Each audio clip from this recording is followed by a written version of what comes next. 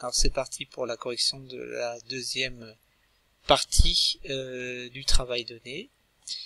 Alors, on aurait pu commencer par la liste de vocabulaire, mais on va prendre dans l'ordre donné initialement. On part du plus simple. Alors, nous avons des groupes latins qui comportent des mots transparents. Oratorem, orateur. Senatorem, sénateur. Inutile d'aller plus loin. On reconnaît que optimum et summum sont deux superlatifs de supériorité qu'on va traduire par excellent ou le plus éminent. Et le plus éminent. Il fallait se méfier de l'expression suivante, fortissimum imperatorem. L'imperator, c'est le général en chef pendant la République romaine, et fortis veut dire courageux.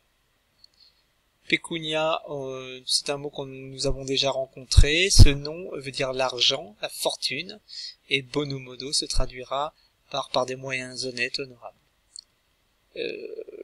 Auspiciosuo est une expression ici qui n'est guère traduite, elle est contenue dans le verbe mener à bien.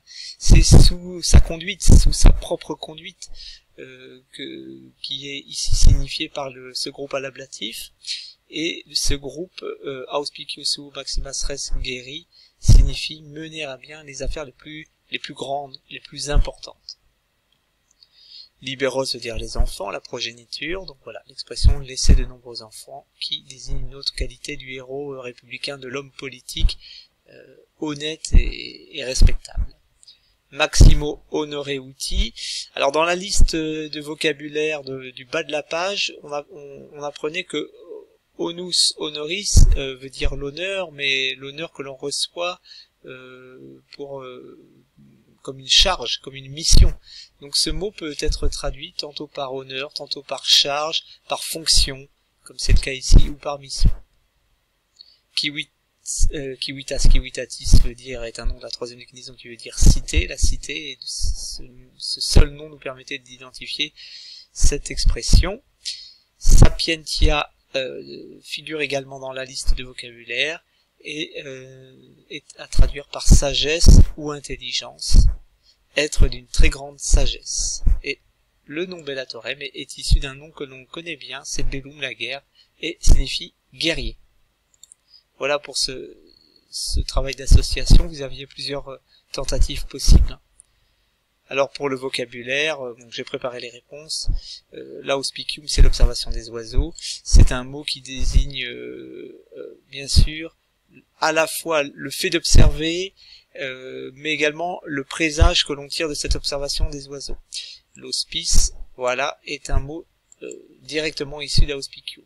Tout comme honneur vient de honor, tout comme orateur vient de orator, tout comme oraison provient de oratio. La sapience existe pour désigner anciennement la sagesse.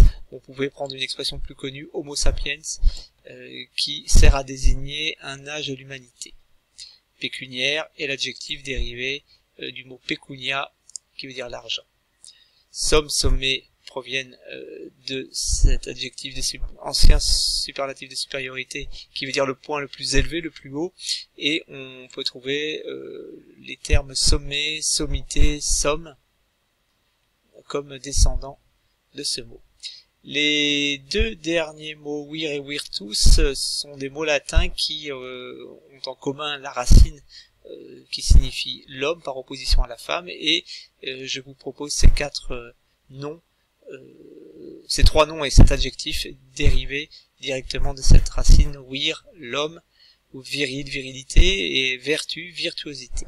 Voilà pour cette correction.